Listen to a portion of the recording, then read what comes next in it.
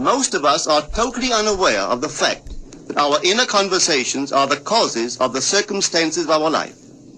We are told that as a man thinketh in his heart, so is he. But do we know that man's thinking follows the tracks laid down in his own inner conversations? To turn the tracks to which he is tied in the direction in which he wants to go, he must put off his former conversation, which is called in the Bible the old man, and be renewed in the spirit of his mind. Speech is the image of mind. Therefore, to change his mind, he must first change his speech. By speech is meant those mental conversations we carry on with ourselves.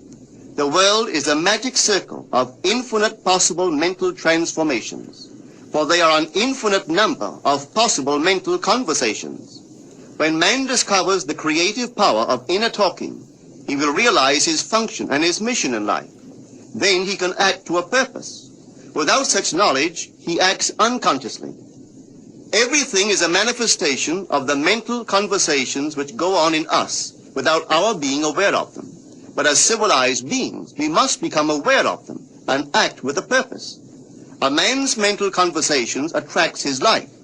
As long as there is no change in his inner talking, the personal history of the man remains the same.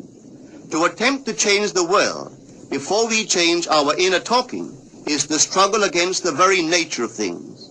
Man can go round and round in the same circle of disappointments and misfortunes, not seeing them as caused by his own negative inner talking, but as caused by others.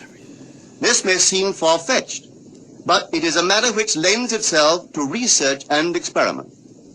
The formula the chemist illustrates is not more certainly provable than the formula of this science by which words are clothed in objective reality.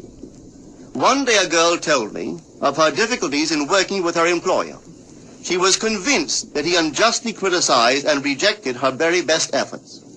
Upon hearing her story, I explained that if she thought him unfair, it was a sure sign that she herself was in need of a new conversation piece. There was no doubt but that she was mentally arguing with her employer, for others only echo that which we whisper to them in secret. She confessed that she argued with him mentally all day long. When she realized what she had been doing, she agreed to change her inner conversations with her employer. She imagined that he had congratulated her on her fine work, and that she, in turn, had thanked him for his praise and kindness. To her great delight, she soon discovered that her own attitude was the cause of all that befell her. The behavior of her employer reversed itself. It echoed, as it had always done, her mental conversations with him. I rarely see a person alone without wondering to what conversation piece is he tied. On what mysterious track is he walking? We must begin to take life consciously, for the solution of all problems lies just in this. The second man, the Lord from heaven in all of us, is trying to become self-conscious in the body, that he may be about his Father's business. What are his labors? To imitate his Father, to become master of the Word, master of his inner talking, that he may mold this world